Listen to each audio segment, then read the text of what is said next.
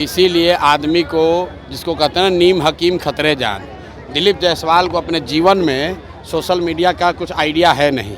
इनके पिताजी को सोशल मीडिया हम लोगों ने सिखाया है। जिस अकाउंट की वो बात कर रहा है, सब लोग ध्यान से सुन लीजिए, जिस अकाउंट का बात दिलीप जायसवाल कर रहे हैं वो भाजपा के 2 लोग आज से नहीं 2016 से चला रहे हैं। और उस आदमी को ये भी नहीं समझ है कि ये भाजपा का कोई पेज नहीं है, ये फेसबुक ग्रुप है जिस पर कोई भी जाकर कुछ भी लिख सकता है। 2016 से ये 2 लड़के भाजपा के ये ग्रुप चला रहे हैं। उस पर आरजेडी के लोग भी पोस्ट करते हैं, उस पर जनसुराज के भी लोग पोस्ट कर रहे हैं, भाजपा के लोग भी पोस्ट कर रहे हैं।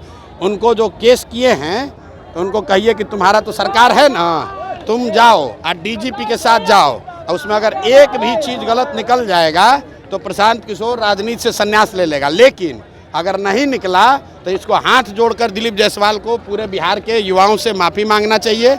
इस आदमी को कोई समझ नहीं है। इस आदमी को एक ही चीज़ का समझ है कि कॉलेज कैसे कब्जा किया जाता है। दिलीप जायसवाल का हिस्ट्री आपको बता देते हैं। दिलीप जायसवाल का हिस्ट्री ज़रा सुन लीजिए।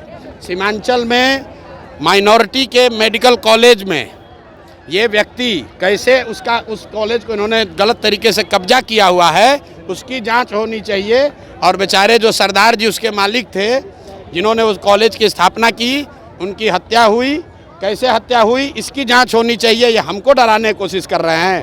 भाई तुम दिल्ली, यहाँ पटना से लेकर दिल्ली तक जितना साइबर एक्सपर्ट है उसको ले आओ और ला कर दिखाओ। अगर प्रशांत किशोर ने, जनसुराज ने गलती की हुई है तो हम लोग मान लेंगे। ये इसको कुछ आइडिया है नहीं, किसी ने बता दिया कि अरे भैया ये भाजपा के ग्रुप में जनसुराज का मैसेज है। तुम भाजपा के ग्रुप में जनसुराज का आदमी नहीं लिखेगा। आप किसी के भी पेज पर जाकर कुछ भी कमेंट कर सकते हैं, उसमें क्या है। आपको लगता है सर चुनाव से पहले ही आपको बदनाम करने की? अरे भैया बदनाम क्या होगा इसमें? बदनाम हमको क्या करेगा भाई? सब लोग समझ रहा है सरकार किसकी है, भाजपा की है। तो अगर कोई फेसबुक पेज गलत चल रहा है तो तुम पकड़ लो। दिल्ली में सरकार तुम्हारी है, पटना में सुनिए ना, अरे भाई सरकार किसका है? बिहार और दिल्ली में सरकार किसका है?